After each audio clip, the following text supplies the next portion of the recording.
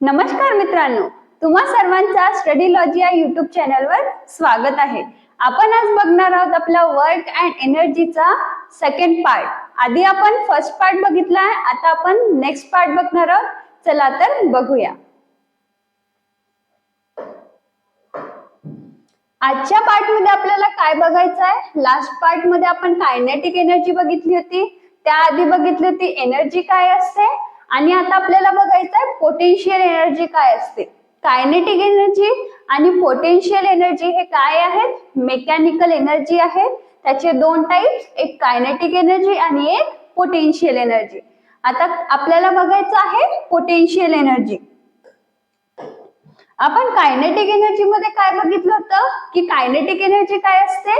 एखाद्या ऑब्जेक्ट मध्ये तिच्या मोशन मुळे जे काही एनर्जी येत आहे तिला आपण काय म्हणतो? Kinetic energy. आता आपल्याला बघायचं आहे पोटेन्शियल एनर्जी काय असते। चला तर आधी आपण तिची डेफिनेशन बघूया। Potential energy, the energy stored in an object because of its specific state और position is called its potential energy. काय म्हटलं आहे? एखाद्या ऑब्जेक्ट मध्ये तिच्या स्पेसिफिक स्टेट किंवा पोझिशन मुळे जी काही एनर्जी स्टोर्ड होईल त्या ऑब्जेक्ट मध्ये ती असणार आहे पोटेन्शियल एनर्जी। ठीक आहे, आता हे आपण कसं समजू? स्पेसिफिक स्टेट और पोझिशन।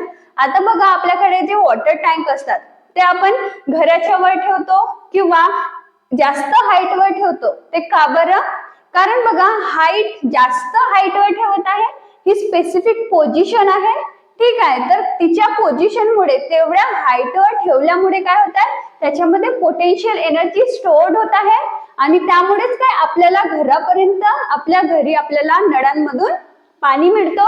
म्हणजे त्या वॉटर टँक मध्ये एवढी एनर्जी येते जिच्या हाईट मुळे की ते आपल्याला वॉटर सप्लाय करू शकते। तर आपण काय म्हणू की त्या वॉटर टँक मध्ये पोटेन्शियल एनर्जी स्टोर्ड झालेली आहे। ठीक आहे, तसंच एक एक्झाम्पल आपण बघूया। काय आहे बघा, हा मुलगा या सायकलनी अशा रोडवरून जात आहे, जिथं काय आहे आधी प्लेन आहे आणि मग एक कर्व आहे। ठीक आहे, जेव्हा तो चढत आहे म्हणजे काय, तो स्पीड आहे, त्याच्यामध्ये काहीतरी वेलोसिटी आहे, आणि वेलोसिटी स्पीड म्हणजे काय? मोशन आहे। तर तो मोशन मध्ये आहे, आणि मोशन मध्ये आहे म्हणजे कोणती एनर्जी आहे? कायनेटिक एनर्जी आहे। आता बघा, जेव्हा हा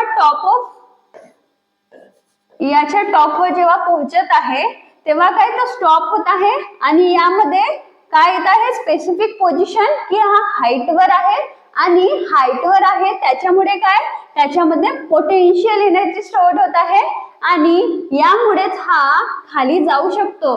कारण त्यामध्ये काय एनर्जी आली, एक्स्ट्रा एनर्जी आली हाईट वर असल्यामुळे, आणि म्हणून तो काय खाली जाण्याच्या कॅपेबल आहे। तर हे झालं आपलं पोटेन्शियल एनर्जी।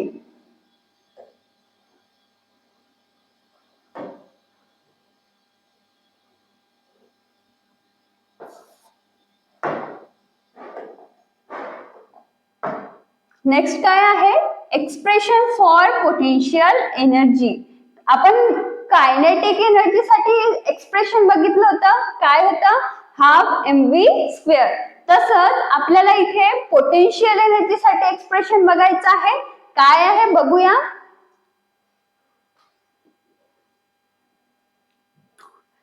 आधी आपल्याला एक ऑब्जेक्ट कन्सिडर करायचं आहे ज्याचं मास आहे m, आणि त्याला आपण एका h हाईट वर नेऊन ठेवत आहोत। ठीक आहे, समजा हा पेन आहे, या पेनचा मास आहे m, आणि या पेनला मी एका हाईट वर नेऊन ठेवत आहे।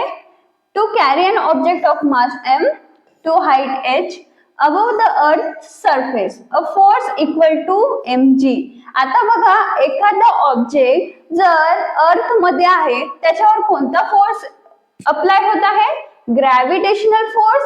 आणि आता जेव्हा हा ऑब्जेक्ट आपण खालून वर नेत आहोत म्हणजे काय, यामध्ये असेल ग्रॅव्हिटेशनल फोर्स, आणि आपण फोर्स कशा लिहितो? m इंटू a, म्हणजे मास इंटू ऍक्सिलरेशन।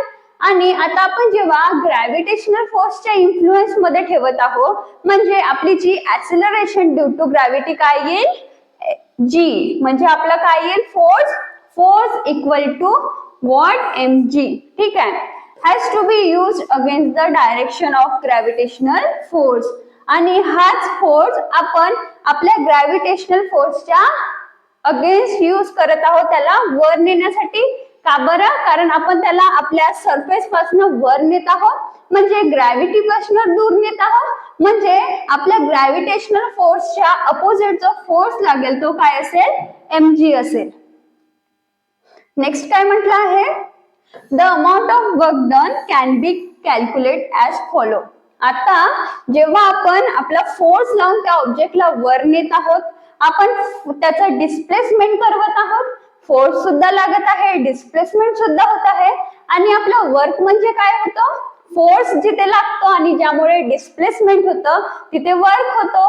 तर इथे काय होईल? आपण जेव्हा खालून एखादं ऑब्जेक्ट वर ठेवत आहोत तिथे वर्क होत आहे, आणि तोच वर्क आपण कसं कॅल्क्युलेट करणार? बघा, वर्कची डेफिनेशन काय असते? Force into displacement. आता वर्क, फोर्स काय म्हटलं आपण? mg म्हटलं आहे, तर mg. आणि डिस्प्लेसमेंट म्हणजे काय? की आपण किती हाईटवर नेऊन ठेवत आहोत. तर जेवढी काय हाईटची व्हॅल्यू असेल ती म्हणजे h. तर काय येईल आपला answer? Work done equals to mgh. म्हणजे आपण एखादा ऑब्जेक्ट जर एखाद्या हाईटवर नेऊन ठेवत आहोत तर त्यामध्ये किती वर्क डन होतो? mgh. ठीक आहे, हा झाला वर्क डन. आता बघा, आपण त्याला एका हाईटवर नेऊन ठेवत आहोत, हाईटशी संबंधित आपल्याला काय वाटत आहे? पोटेन्शियल एनर्जी असेल का त्यामध्ये? तर हो, बघा, हा ऑब्जेक्ट हाईटवर असल्यामुळे यामध्ये पोटेन्शियल एनर्जी आहे, कारण काय? तो स्पेसिफिक पोझिशन आहे कोणती? की तो हाईटवर आहे. आता तसंच हा ऑब्जेक्ट सुद्धा काय एका हाईटवर असेल, तर हाईटवर असल्यामुळे त्यामध्ये पोटेन्शियल एनर्जी स्टोर्ड असेल. आणि पोटेन्शियल एनर्जी म्हणजे काय? की आपण वर्क सुद्धा म्हणू शकतो. तर तो जो वर्क डन झालेला आहे तोच पोटेन्शियल एनर्जी मध्ये कन्वर्ट होतो.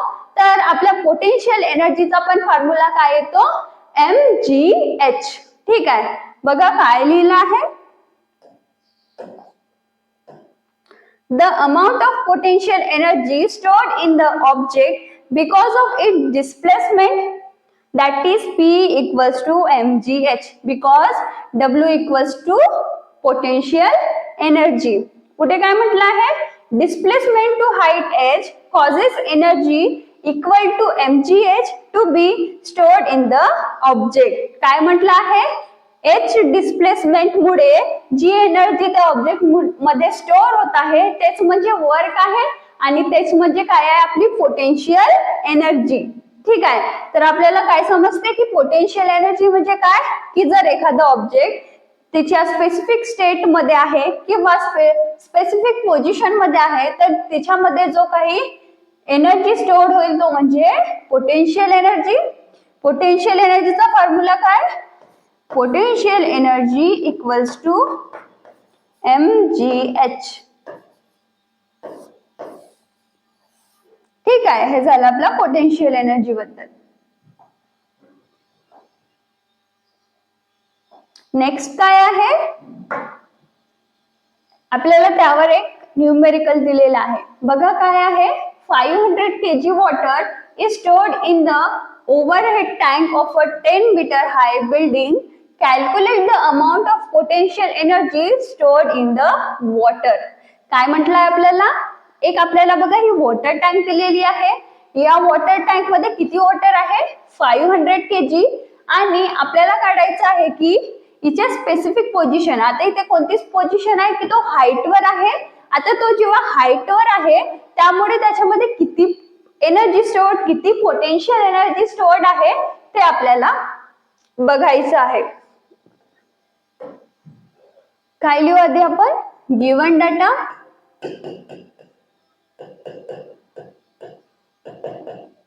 काय लिहू आपण? मास ऑफ वॉटर किती दिलेला आहे? 500 kg.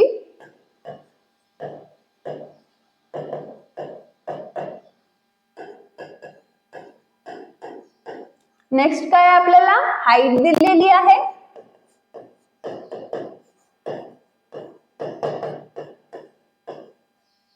आणि मग काय दिलेलं आहे? आपल्याला काय काढायचं आहे? Potential energy. आता आपल्याला बघा एक फॉर्म्युला माहिती आहे ज्यामध्ये मास येतो, ग्रॅव्हिटी येते आणि हाईट येते, तर त्यानुसार आपण आपली पोटेन्शियल एनर्जी काढू शकतो. तर काय येतो आपला फॉर्म्युला? बाय युजिंग फॉर्म्युला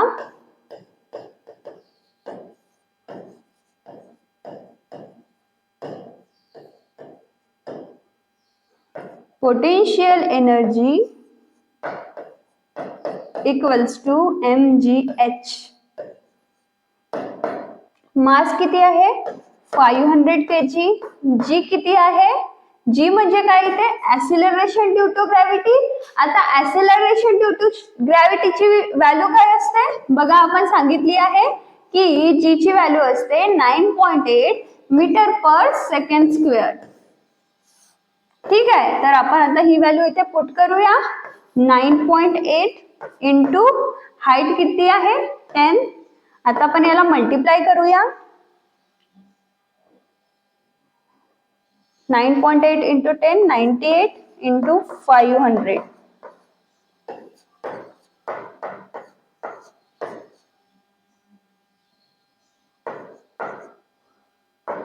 तर आपला आन्सर काय येईल? 49,000. आणि पोटेन्शियल एनर्जीचा युनिट काय आहे? वर्कचा जो युनिट आहे तोच एनर्जीचा युनिट असतो, म्हणजे काय येईल? जूल. 49,000 जूल काय आली आपली पोटेन्शियल एनर्जी. तर आपण काय लिहूया? The amount of potential energy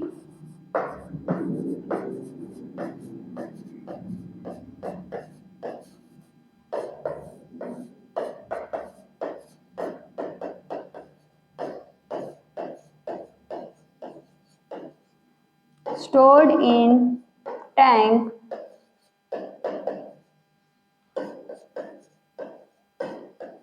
is 49,000 joule. ठीक आहे, तर हे झालं आपलं न्यूमेरिकल.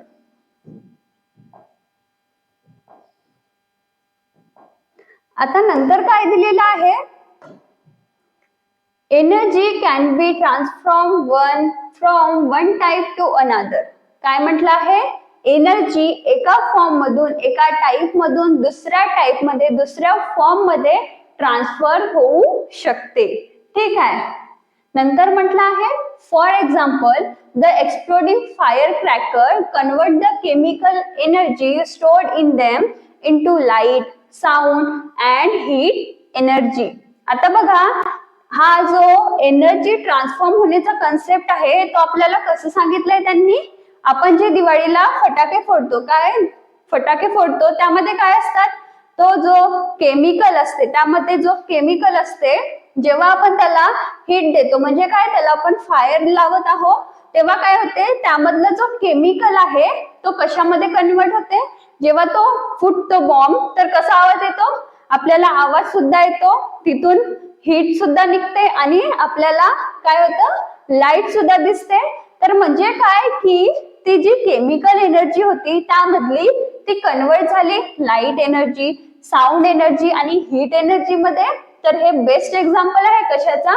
एनर्जी ट्रान्सफॉर्मेशनचा. म्हणजे काय की एखादी एनर्जी आहे ती कधीच संपत नाही, ती एका फॉर्म मधून दुसऱ्या फॉर्म मध्ये ट्रान्सफर होते. जशी बघा, आपली जी हे फॅन असते त्यामध्ये काय असते? आपण तिला इलेक्ट्रिक एनर्जी देतो. आपण जेव्हा स्विच ऑन करतो तर त्यामध्ये इलेक्ट्रिक एनर्जी जाते, पण ती काय होते? त्याच्यामुळे फिरते. म्हणजे काय की इलेक्ट्रिक एनर्जी मेकॅनिकल एनर्जी मध्ये कन्वर्ट झालेली आहे. ठीक आहे, तर हे झालं एनर्जी ट्रान्सफॉर्मेशन. बघा, आपल्याला एक चार्ट दिलेला आहे. काय म्हटलं आहे त्यात? इथे इलेक्ट्रिक एनर्जी आहे आपली सेंटर मध्ये, इकडे आहे मेकॅनिकल एनर्जी. आता बघा, इलेक्ट्रिक एनर्जी मेकॅनिकल एनर्जी मध्ये कधी कन्वर्ट होत आहे? जेव्हा फॅन किंवा इंजिन मध्ये. बघा, फॅनचं एक्झाम्पल सांगितलं की त्यामध्ये इलेक्ट्रिक एनर्जी मेकॅनिकल एनर्जी मध्ये कन्वर्ट होत आहे. तसंच मेकॅनिकल एनर्जी इलेक्ट्रिक एनर्जी मध्ये कोणामध्ये कन्वर्ट होत आहे? जनरेटर. बघा, आपण लग्नामध्ये वगैरे बघतो जनरेटर असतात, त्यामध्ये काय असते? आपण मेकॅनिकल एनर्जी लावतो आणि त्याच्यामुळे काय इलेक्ट्रिसिटी जनरेट होते आणि ते इलेक्ट्रिक एनर्जी मध्ये कन्वर्ट होते. नंतर काय आहे, इलेक्ट्रिक एनर्जी हीट एनर्जी मध्ये कन्वर्ट होते हीटर मध्ये.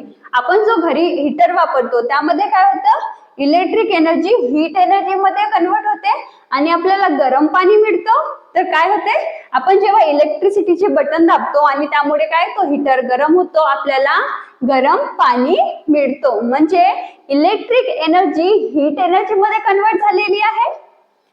तसंच हीट एनर्जी इलेक्ट्रिक एनर्जी मध्ये कन्वर्ट होते थर्मोकपल मध्ये. ठीक आहे. नंतर आहे इलेक्ट्रिक एनर्जी लाईट एनर्जी मध्ये कन्वर्ट होते. कुठे, इलेक्ट्रिक लॅम्प मध्ये. बघा आपण जे स्टडी टेबलवर जे लॅम्प असतात ते काय असतात, त्यामध्ये आपण जेव्हा प्लग आपल्या इलेक्ट्रिसिटीला कनेक्ट करतो त्यामध्ये इलेक्ट्रिक एनर्जी लाईट मध्ये कन्वर्ट होते. आपल्याला मग तो लाईट दिसतो आणि त्यामध्ये आपण अभ्यास करू शकतो. तर हा कशाचा एक्झाम्पल आहे, इलेक्ट्रिक एनर्जी लाईट एनर्जी मध्ये कन्वर्ट होत आहे. तसंच लाईट एनर्जी इलेक्ट्रिक एनर्जी मध्ये कधी कन्वर्ट होते, सोलर सेल मध्ये, फोटो इलेक्ट्रिक सेल मध्ये. बघा solar cell, photo electric cell मध्ये लाईट एनर्जी इलेक्ट्रिक एनर्जी मध्ये कन्वर्ट होते. नंतर आहे इलेक्ट्रिक एनर्जी केमिकल एनर्जी मध्ये कन्वर्ट होते सेकंडरी सेल मध्ये. आता हे सेकंडरी सेल कसे असतात, जे आपले वॉचचे सेल वगैरे असतात त्यांना सेकंडरी सेल म्हणतात, किंवा निकेल कॅडमियम सेल असतात त्यांना सेकंडरी सेल म्हणतात. त्यामध्ये काय होते, इलेक्ट्रिक एनर्जी केमिकल मध्ये कन्वर्ट होते.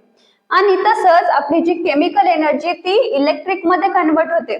कुठे, प्रायमरी सेल. आता आपण प्रायमरी सेल म्हणजे आपले जे रिमोटचे सेल असतात त्यामध्ये काय असतात, ते सेल जेव्हा आपण ओपन करू त्यामध्ये केमिकल्स असतात आणि त्या केमिकल मुळे काय होते की ते कन्वर्ट होतात इलेक्ट्रिक मध्ये आणि आपण त्यांना रिमोटली काय आपल्या टीव्हीवर चॅनल चेंज करू शकतो, बाकी काही सेटिंग्स करू शकतो. ठीक आहे. तर हे झालं इलेक्ट्रिक टू केमिकल. नंतर आहे इलेक्ट्रिक एनर्जी साऊंड एनर्जी मध्ये कन्वर्ट होते. कुठे, लाऊड स्पीकर मध्ये.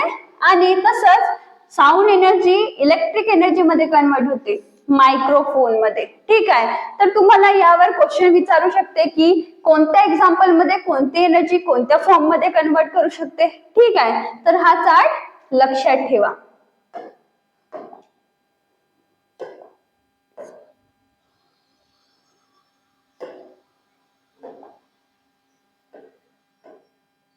नंतर काय आपला topic, law of conservation of energy. आतापर्यंत आपण अनेक लॉ बघितले, जसे लॉ ऑफ मोशन, जसं आपला law of conservation of momentum. तर लॉ ऑफ कन्झर्वेशन याचा अर्थ काय होतो की कन्झर्वेशन म्हणजे काय, सांभाळून ठेवणे, किंवा आपण सरळ म्हणू की चेंज होणार नाही. जसं इथे एनर्जीची गोष्ट केली आहे, म्हणजे काय की एनर्जी जशाच तशी राहील किंवा कमी होणार नाही, संपणारही नाही. तर तसंच आपल्याला बघायचं आहे की हा लॉ काय आहे, law of conservation of energy. बघा आधी लॉ वाचूया. हा आपल्या लॉचा सेंटेन्स आहे. काय आहे, energy can neither be created nor destroyed. काय म्हटलं आहे, आपली जी एनर्जी आहे ती आपण बनवू शकत नाही. क्रिएटेड म्हणजे काय, क्रिएट म्हणजे बनवणे आणि डिस्ट्रॉइड म्हणजे काय, संपवणे. तर आपली जी एनर्जी आहे ती आपण बनवू शकत नाही किंवा संपवू शकत नाही. नंतर काय म्हटलं आहे, it can be converted from one form to another. ती फक्त एका फॉर्म मधून दुसऱ्या फॉर्म मध्ये कन्वर्ट होऊ शकते. जसं बघा आपण मागे बघितलं ट्रान्सफॉर्मेशन ऑफ एनर्जी, त्यामध्ये इलेक्ट्रिक एनर्जी मेकॅनिकल मध्ये कन्वर्ट होत होती, इलेक्ट्रिक एनर्जी साऊंड एनर्जी मध्ये कन्वर्ट होत होती. तशा प्रकारे ते एका फॉर्म मधून दुसऱ्या फॉर्म मध्ये कन्वर्ट होते. Thus, the total amount of energy in the universe remains constant. त्यामुळे काय होत आहे, जी काही आपल्या युनिवर्स मध्ये जी काही एनर्जी आहे ती कॉन्स्टंट आहे, कारण ती संपतही नाही आणि आपण तिला बनवू शकत नाही. ती फक्त एका फॉर्म मधून दुसऱ्या फॉर्म मध्ये ट्रान्सफर होऊ शकते. तर हा झाला आपला law of conservation of energy.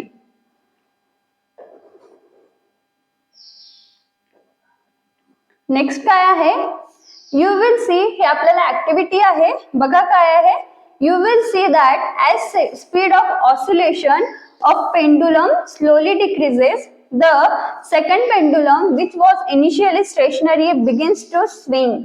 आता बघा यामध्ये आपल्याला एक ऍक्टिव्हिटी दिलेली आहे. यामध्ये हा एक थ्रेड आहे. या थ्रेडला आपण 2 थ्रेड लावले आहे. इथे त्याच्या एका एंडला नट लावलेले आहे. ठीक आहे. आता जेव्हा आपण या पहिल्या थ्रेडला आपण याला पुश करू, काय करू, याला धक्का देऊ, तर काय होईल, तो ऑसिलेट होईल. ऑसिलेट होईल म्हणजे काय, असं असं होईल. तर त्याच्यामुळे याच्या ऑसिलेट होण्यामुळे याला सुद्धा धक्का लागेल आणि तो सुद्धा ऑसिलेट होईल. तर या हे कशासाठी दिलेलं आपल्याला, की याच्यामध्ये सुद्धा आपला एनर्जी काय असतो, कन्झर्व असतो. म्हणजे यामधली एनर्जी याला जात असेल का, हो. बघा काय म्हटलं आहे, जेव्हा या फर्स्ट वाला याला आपण ऑसिलेट करू तर काय होईल, हा ऑसिलेट होईल. ऑसिलेट होता होता काय, त्याची स्पीड डिक्रीज होत होते, कमी कमी होतील. आणि याला जेव्हा तो आपटेल तेव्हा काय, हा पण ऑसिलेट करायला लागेल आणि हा जोराने ऑसिलेट करायला लागेल. म्हणजे काय, आधी आपण याला ऑसिलेट केलं, आता जेव्हा हा याला आपटला तर हा सुद्धा ऑसिलेट करायला सुरुवात झाली. हा आधी काय होता, रेस्टवर होता. म्हणजे हा जेव्हा स्लोली स्पीड याची कमी होत आहे, ती स्पीड याची वाढत आहे. म्हणजे काय, की याने आपली एनर्जी त्याला दिलेली आहे, आपली एनर्जी या थ्रेडला दिलेली आहे. म्हणून याच्यामध्ये काय होतं, law of conservation of energy. बघा काय म्हटलं आहे, as the speed of oscillation of pendulum, या फर्स्ट वाला पेंडुलमची जी स्पीड आहे ती स्लोली डिक्रीज होत आहे.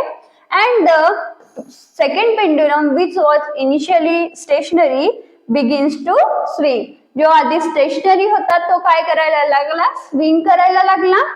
Thus one pendulum transfer its energy to other. तर काय म्हणत आहे, याच्यावरून असं प्रूव्ह होते की या फर्स्ट वाला जो थ्रेड आहे यांनी आपली एनर्जी दुसऱ्याला दिलेली आहे. म्हणजे काय, एनर्जीचा ट्रान्सफॉर्मेशन झालेला आहे. ठीक आहे.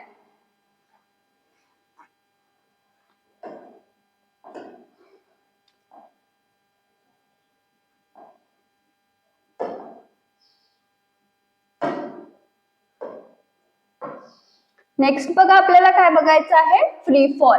आता फ्री फॉल म्हणजे काय, फ्री फॉल म्हणजे काय, फ्री आणि फॉल. फॉल म्हणजे तर काय, पडणे. आणि फ्री म्हणजे काय, की कुठलाही फोर्स नाही. जसं आपण फ्री इलेक्ट्रॉन बघतो, इलेक्ट्रॉन काय फ्री असतात. फ्री इलेक्ट्रॉन म्हणजे काय, त्यांचा कोणावर प्रेशर नसतो, काही नाही, त्यांचा कोणाशी बॉन्ड नसतो. तर आता इथे फ्री फॉल म्हणजे काय होत असेल, बघा आपण जेव्हा एखादं ऑब्जेक्ट खाली फेकत आहोत, त्याच्यावर जर फक्त ग्रॅव्हिटेशनल फोर्स लागत असेल तर त्याला आपण म्हणू की तो ऑब्जेक्ट फ्री फॉल करत आहे. जसं बघा या इमेज मध्ये हा मुलगा बॉल खाली फेकत आहे, तर हा फक्त ग्रॅव्हिटेशनल फोर्सच्या इन्फ्लुएन्स मध्ये खाली पडत आहे. तर याला काय म्हणू की हा बॉल फ्री फॉल करत आहे. तसंच हा फ्री फॉलची डेफिनेशन बघा, falling solely under the influence of gravitational force is said to be in free fall or to be falling freely. काय म्हटलं आहे, जर एखादा ऑब्जेक्ट फक्त ग्रॅव्हिटेशनल फोर्सच्या इन्फ्लुएन्स मध्ये खाली पडत आहे त्याला आपण काय म्हणू की तो ऑब्जेक्ट फ्री फॉल करत आहे किंवा the object to be falling freely. ठीक आहे. आता आपल्याला इथे काय बघायचं आहे की जेव्हा एखादा ऑब्जेक्ट फ्री फॉल करत आहे तर जेव्हा ते जसं हा बघा या इमेज मध्ये हा मुलगा या पॉइंट वरनं बॉल खाली फेकत आहे, तर या बॉलची जी ही वाली कंडिशन, या बॉलची हा जो पॉइंट आहे या पॉइंट वरची जी एनर्जी आहे किंवा जेव्हा हा मधात येत आहे तेव्हाची एनर्जी आहे आणि जेव्हा हा खाली स्टॉप होत आहे जमिनीवर तेव्हाची एनर्जी आहे, या तिन्ही पॉइंट वरची जी एनर्जी आहे ती सेम आहे. म्हणजे काय की एखादा ऑब्जेक्ट जेव्हा फ्री फॉल करत आहे तर त्याच्या प्रत्येक पॉइंट वरची जी एनर्जी, जी टोटल एनर्जी आहे ती कॉन्स्टंट आहे. आता टोटल एनर्जी म्हणजे काय, आपण कायनेटिक एनर्जी आणि पोटेन्शियल एनर्जी बघितलं तर टोटल एनर्जी म्हणजे काय होते, potential energy plus kinetic energy. ठीक आहे, तर प्रत्येक पॉइंट वर या बॉलची जी पोटेन्शियल कायनेटिक एनर्जीचा जो सम आहे म्हणजे काय टोटल एनर्जी ती काय आहे, सेम आहे म्हटलं आहे.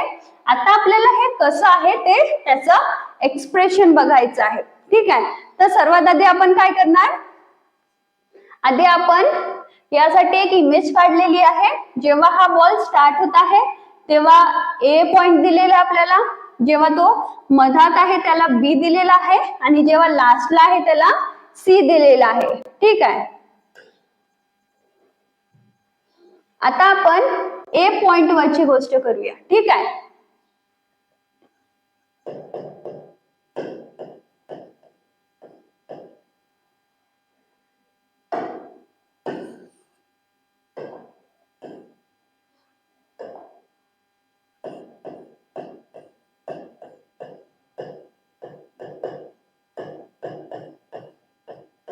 ठीक आहे. आता ए पॉइंट वर आहे, जेव्हा बॉल ए पॉइंट वर आहे तिची इनिशियल वेलोसिटी काय असेल, 0 असेल, कारण तो रेस्ट वरून खाली पडत आहे तर तिची इनिशियल वेलोसिटी काय असेल, 0 असेल.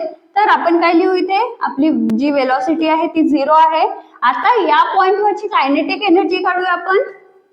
कायनेटिक एनर्जी काय असेल, हाफ बॉलचं मास काय घेऊ आपण, एम घेऊ, आणि इनिशियल वेलोसिटी यू चा स्क्वेअर.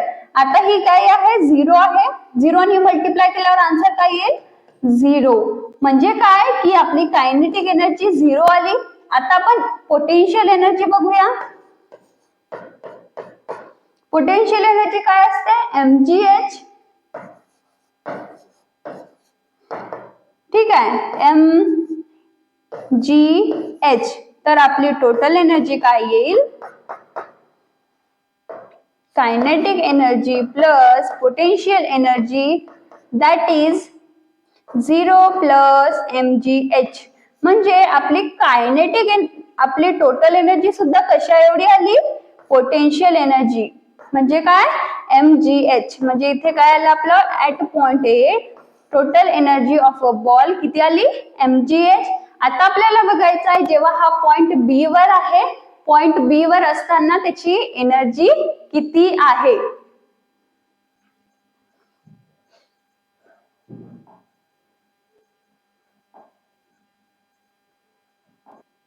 चला तर आता आपण बघणार आहोत की आपला बॉल जेव्हा पॉइंट बी वर येत आहे तेव्हा त्याची टोटल एनर्जी काय असेल. बघा आपली डायग्राम आहे, यामध्ये हा पॉइंट ए वर जेव्हा बॉल आहे म्हणजे जेव्हा तो पडत आहे तेव्हा पॉइंट ए आहे, जेव्हा मिड पॉइंट वर येत आहे त्याला आपण बी कन्सिडर केलं, आणि जेव्हा तो स्टॉप होत आहे म्हणजे काय तो खाली पडत आहे जमिनीवर जेव्हा राहील तेव्हा आपण पॉइंट सी दिलेला आहे. आता ही जी काही हाईट आहे ती आपण एच म्हटलेली आहे. आता आपल्याला काय काढावं लागेल की बी वर पोटेन्शियल एनर्जी कशी काय असेल, तर पोटेन्शियल एनर्जी काढण्यासाठी आपल्याला हाईटची गरज असेल, पण आता आपल्याला हाईट माहित नाही, बी ची हाईट काय असेल. तर आपण हाईट काढण्यासाठी काय करू की आपली जी टोटल हाईट आहे ती काय आहे, एच आहे. तर ए टू बी आपण एक्स कन्सिडर करूया, आणि आता आपल्याला माहिती आहे की एच मधून जेव्हा आपण एक्स मायनस करू तर आपल्याला बी सी ची जी हाईट आहे ती मिळेल, म्हणजे बी ज्या हाईट वर आहे ती हाईट मिळेल. तर आपण काय करणार, या बी ची हाईट काढण्यासाठी एच मायनस एक्स लिहिणार. तर बघा इथे लिहिली आपण की बी ची हाईट काय आहे, एच मायनस एक्स.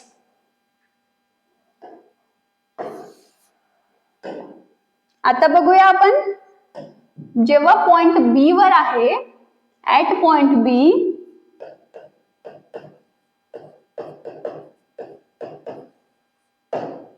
बघा, आता जेव्हा हा बॉल इथून पडत आहे म्हणजे तो आधी रेस्टवर आहे तर त्याची इनिशियल वेलोसिटी काय असेल, 0 असेल. तर आपण काय लिहिणार, याची इनिशियल वेलोसिटी 0. आता हा बॉल जेव्हा खाली पडत आहे आणि बी वर येत आहे तर हा काहीतरी डिस्टन्स कव्हर करत आहे. काय डिस्टन्स कव्हर करत आहे? एक्स. तर आपण आपल्या डिस्टन्सला काय लिहू? एक्स. एस म्हणजे काय होतं? आपला डिस्टन्स होतो आणि हा ग्रॅव्हिटेशनल फोर्सच्या इन्फ्लुएन्स मध्ये पडत आहे म्हणूनच आपण त्याला फ्री फॉल म्हणत आहोत. तर इथे ऍक्सेलरेशन सुद्धा कोणता येईल? Acceleration due to gravity. तर ए काय येईल आपलं? Acceleration due to gravity that is G. ठीक आहे. आता आपण कसं काढणार? बघा आपल्याला इथे फायनल वेलोसिटी काढायची आहे. आता फायनल वेलोसिटी कसं काढणार? आपल्याकडे थर्ड इक्वेशन ऑफ मोशन आहे ज्यामध्ये आपण फायनल वेलोसिटी काढू शकतो. तर आधी आपण तो फॉर्म्युला लावूया. v square equals to u square plus 2as. हा आपला काय आहे? By using third equation of motion.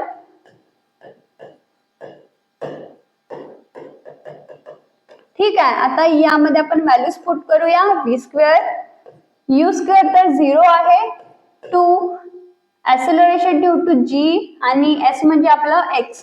म्हणजे v स्क्वेअर इक्वल्स टू काय आलं? 2gx. ठीक आहे. आता आपल्याला वेलोसिटी मिळाली. आता आपण कायनेटिक एनर्जी काढू शकतो यावरनं. Kinetic energy equals to half mv square. तर हाफ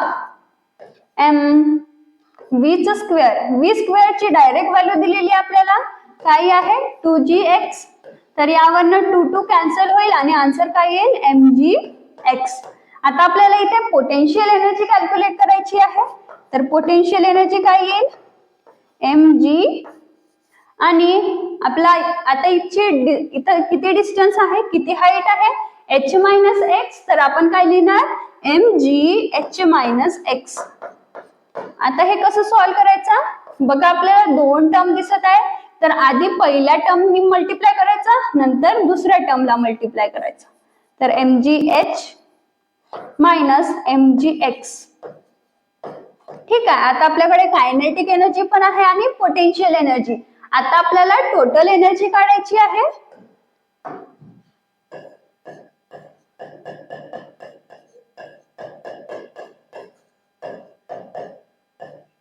कायनेटिक एनर्जी काय आहे? mgx प्लस mgh प्लस नाही सॉरी x mgx.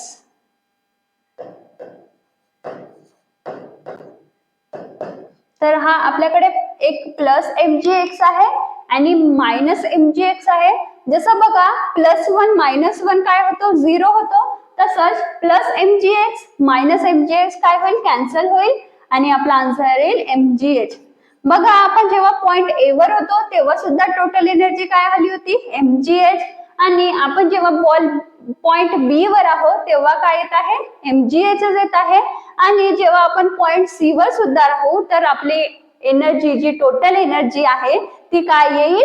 mgh. म्हणजे आपण म्हणू शकतो की एखादा ऑब्जेक्ट जेव्हा फ्री फॉल करत आहे तर त्यामध्ये जेवढे काही तो पॉइंट चालत आहे तर त्याच्या प्रत्येक पॉइंटवर तिची जी टोटल एनर्जी आहे ती सेम असेल. तर आपण यावरून काय म्हणू शकतो की जी टोटल एनर्जी आहे ऑब्जेक्टची, the total energy of object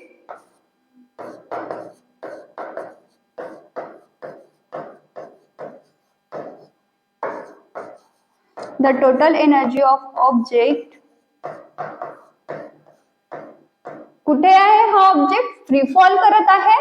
तर काय लिहू आपण की the total energy of object is same at all point.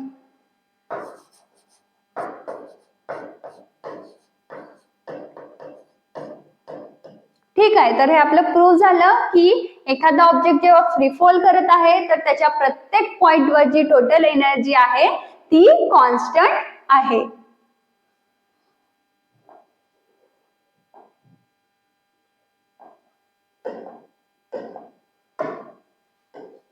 आता बघा आपल्याला नवीन टर्म आलेला आहे पॉवर. आपल्याकडे बघा आपण जेव्हा टीव्ही वगैरे बघतो तर आपण ऐकतो पॉवर, याच्याकडे जास्त पॉवर आहे त्याच्याकडे कमी पॉवर. तर हा तो पॉवर नाही, हा पॉवर म्हणजे कुठला, आपल्या घरी जे इलेक्ट्रिसिटी येते त्यामध्ये जो पॉवर असतो तो म्हणजे इथे पॉवर दिलेला आहे, आपल्याला त्याविषयी बोलायचे आहे. ठीक आहे, चला तर आधी आपण त्याची डेफिनेशन बघूया. The fast or slow rate of work done is expressed in term of power. काय म्हटलं आहे, पॉवर काय आहे, the rate at which work is done. आपण एखादा वर्क किती फास्टली होत आहे किंवा किती स्लोली होत आहे तेच म्हणजे पॉवर. ठीक आहे, द फास्ट और slow rate of work done is express in the terms of power. म्हणजे बघा, जर दोन व्यक्ती आहे आणि एखादा व्यक्ती जर जास्त काम कमी वेळात करत आहे तर तोच व्यक्ती त्याच वेळेत कमी काम करत आहे, म्हणजे काय की तो जास्त काम करणारा त्याच्यामध्ये जास्त पॉवर आहे. आपण पॉवरफुल व्यक्ती कोणाला म्हणतो, ज्यामध्ये जास्त शक्ती आहे.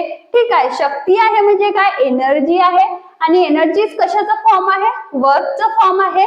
तर आपण पॉवरला कसं डिफाइन करतो, एखादं वर्क जेवढी काही स्पीड आहे म्हणजे कमी असेल किंवा जास्त असेल त्याला काय म्हणू, the rate of flow, fast और स्लो, तर त्या रेटला काय म्हणतो आपण, पॉवर. आता आपण पॉवरचा फॉर्म्युला बघूया.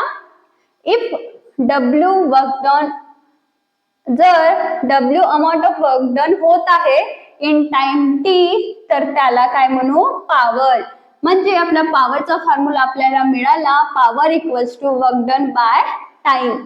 कारण बघा इथे रेट शब्द विचारला आहे आणि कशाचा रेट, वर्क डनचा, म्हणजे काय होईल, work done divided by time. तर इथे बघा work done divided by time equals to W by T, म्हणजेच काय आपला पॉवर. नंतर काय म्हटलं आहे, in SI system the unit of work is joule. आपल्याला हे माहिती आहे की वर्कचा SI युनिट काय असतो, जूल असतो. नंतर आहे so the unit of power is joule per second. याचा युनिट काय, जूल, आणि टाइमचं युनिट काय, सेकंड, म्हणजे जूल पर सेकंड झाला हा युनिट. पॉवरचं unit joule per second. This is called watt. काय म्हणतो आपण, जूल पर सेकंडला काय म्हणू आपण, watt. WATT. 1 watt equals to 1 joule divided by 1 second. ठीक आहे, नंतर लिहिलेलं आहे, in the industrial sector the unit use to measure power is called horse power. ज्या मोठ्या मोठ्या इंडस्ट्रीज असतात तर त्या सेक्टरमध्ये, इंडस्ट्री सेक्टरमध्ये जो आपण पॉवरचा युनिट म्हणतो तो काय असतो, हॉर्स पॉवर. म्हणजे मोठा युनिट आपण याला म्हणू शकतो हॉर्स पॉवर. नंतर लिहिलेलं आहे की 1 हॉर्स म्हणजे 746 वॅट होतं. ठीक आहे, म्हणजे 1 हॉर्स पॉवर म्हणजे इतके वॅट, किती, 746. नंतर काय लिहिलं आहे, the unit of energy for commercial use is kilowatt our. आणि जो आपला कमर्शियल युनिट आहे तो काय आहे, किलोवॅट अवर. बघा इथे किलो म्हणजे काय की 1000 आणि वॅट अवर. ठीक आहे, आता बघा काय म्हटलं आहे, 1000 joule work perform in 1 second, that is 1 kilowatt. बघा मी किलोचं मिनिंग 1000 सांगितलं, म्हणजे 1000 वॅट जो काही वर्क डन होत आहे एका सेकंड मध्ये त्याला आपण म्हणू 1 किलोवॅट पॉवर. ठीक आहे, आता बघा 1 किलोवॅट अवर म्हणजे 1 किलोवॅट इंटू 1 अवर. आता आपण यामध्ये 1 किलोवॅट, किलो म्हणजे काय 1000 वॅट इंटू 1 अवर मध्ये सेकंड किती असतात हे कसं कॅल्क्युलेट करणार, 1 अवर मध्ये 60 मिनिट्स. आता 1 मिनिट मध्ये किती सेकंड, 60 सेकंड. तर काय येईल आन्सर, हा सेकंड मध्ये आपला आन्सर येईल, काय येईल 3600 सेकंड. बघा इथे लिहिलेलं आहे 3600 सेकंड, आणि जेव्हा आपण यांना मल्टिप्लाय करणार तर आन्सर येईल 36 लाख जूल. इथे जूल का बरं लिहिलं आहे, कारण हा कशाचा युनिट आहे, वर्क डनचा, आणि जूल पर सेकंड हा कशाचा युनिट आहे, पॉवरचा. म्हणजे आपलं 1 किलोवॅट अवर म्हणजे किती होतं 36 लाख जूल पर सेकंड. ठीक आहे. आता बघा आपण काय केलं, याला थोडं कॉम्प्रेस केलं, याला छोट्या याच्यात लिहिलं आहे. तर कसं लिहिलं बघा, इथे 36 आहे आणि 0 किती आहे 1 2 3 4 5 म्हणजे 10 रेज टू द पॉवर 5. आता आपण याला काय केलं, यालाही 10 ने डिवाइड केलं आणि याला सुद्धा 10 ने डिवाइड केलं. तर हा काय येत आहे 3.6 आणि हा काय येईल 10 raise to the power 6 joule per second. म्हणजे काय 1 किलोवॅट अवर म्हणजे 3.6 10 raise to the power 6 joule per second. हा आपल्याला न्यूमेरिकल्स मध्ये विचारू शकते. याला आपण आठवण ठेवायचं आहे. काय आहे की 1 किलोवॅट पॉवर ची व्हॅल्यू जूल पर सेकंड मध्ये काय येत आहे 3.6 into 10 raise to the power 6 joule per second. नंतर म्हटलं आहे electricity use for domestic purpose is measure in unit of kilowatt hour. आता बघा आपल्या जे घरी असतं, घरी जेव्हा आपली इलेक्ट्रिसिटी बिल येते तर आपली मम्मी काय सांगते की इतकं इतकं युनिट बिल आलं. तर म्हणजे आपल्या घराची जी इलेक्ट्रिसिटीचा मेजर असतो तो कशामध्ये असतो युनिट मध्ये. आता युनिट म्हणजे काय की 1 किलोवॅट अवर म्हणजे 1 युनिट. ठीक आहे. 1 kilowatt equals to 1 kilowatt hour equals to 1 unit. ठीक आहे. हे झालं पॉवर बद्दल. पॉवरचं formula work done by time, याचं युनिट जूल पर सेकंड, त्याला काय म्हणतो आपण वॅट म्हणतो. ठीक आहे. चला तर आपण नेक्स्ट आपला एक्झाम्पल बघूया. Example 1. Swarali takes 20 seconds to carry a bag weighing 20 kg to height of 5 meter. How much power has she used? काय म्हटलं आहे ही स्वराली आहे, हिच्याकडे बॅग आहे, त्याचं वेट आहे 20 kg आणि हा बॅग ती 5 मीटर पर्यंत उचलत आहे. तर हा जेव्हा ती बॅग उचलत आहे त्यामध्ये तिने किती पॉवर यूज केलं ते आपल्याला काढायचं आहे. आपण कसं काढणार, आपल्याकडे पॉवरचा फॉर्म्युला काय असतो W by T work done by time. तर वर्क डन कसं होत आहे, हा बॅग जेव्हा 5 मीटर पर्यंत उचलत आहे तेव्हा वर्क डन होत आहे. वर्क डन कसं काढणार M into G into H आणि डिवायडेड बाय टाइम. अशा प्रकारे आपण सॉल्व्ह करणार. आधी काय लिहूया आपण गिवन डाटा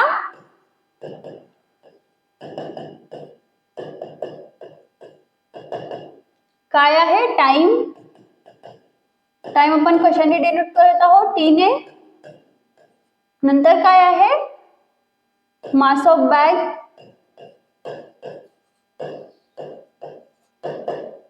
ट्वेंटी kg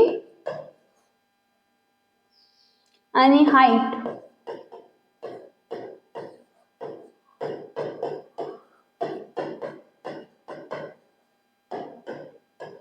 ठीक आहे. आता आपला फॉर्म्युला लावणार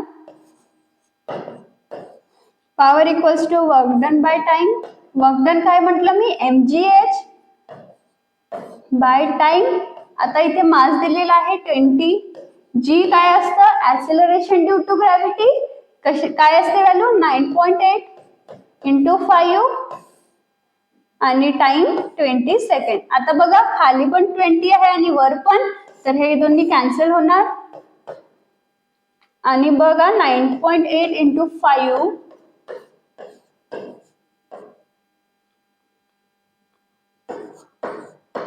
काय येत आहे आन्सर 49. आणि पॉवरचा युनिट काय असतो वॅट, म्हणजे काय येईल आन्सर 49 वॅट. तर काय लिहिणार आपण स्वराली युज्ड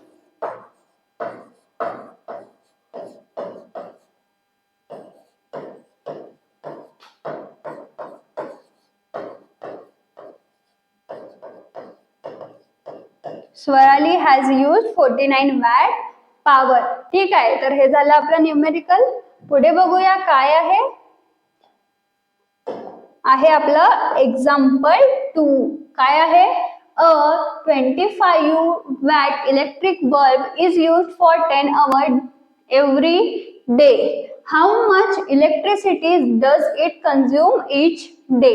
काय म्हटलं आहे, एक बल्ब आहे बघा, हा इलेक्ट्रिक बल्ब रोज 10 तासांसाठी यूज केला जातो. त्याचं पॉवर किती आहे, 25 वॅट. आणि आपल्याला काढायचं काय आहे की तो रोज किती इलेक्ट्रिसिटी कंझ्युम करते. आता इलेक्ट्रिसिटी कंझ्युम करते म्हणजे काय, इलेक्ट्रिक एनर्जीच आहे. एनर्जीच म्हणजे काय, वर्क आहे. म्हणजे आपल्याला या क्वेश्चन मध्ये काय काढायचं आहे, वर्क डन किती झालेला आहे. तर आपण कसं काढणार, आपल्याकडे पॉवर दिलेला आहे, टाइम सुद्धा दिलेला आहे आणि आपल्याला काय काढायचं आहे, वर्क डन. ठीक आहे, आता आपण काय लिहूया आधी, गिवन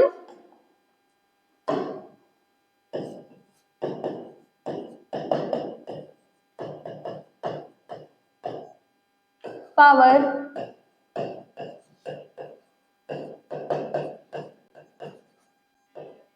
नंतर काय आहे, टाइम.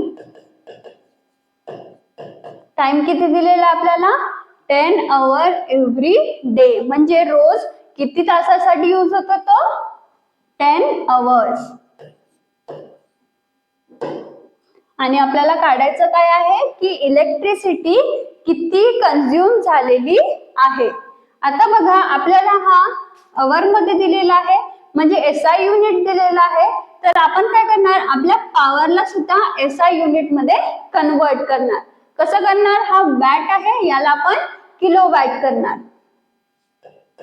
किलोवॅट करण्यासाठी आपण काय करणार, आपण याला 1000 ने डिवाइड करूया. म्हणजे 25 डिवाइडेड बाय 1000. तर हा कशामध्ये कन्वर्ट होईल, kilowatt.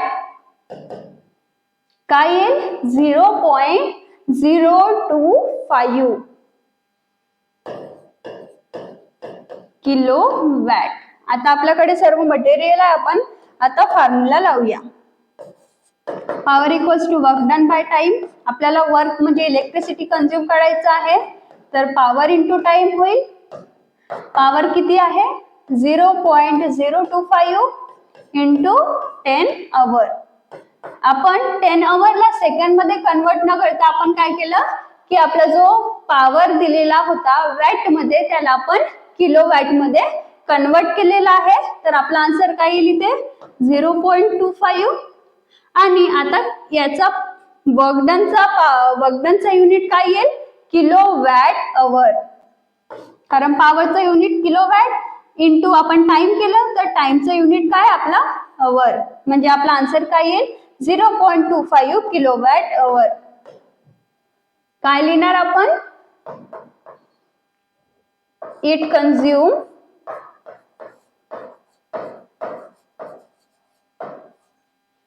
0.25 kilowatt hour electricity each day.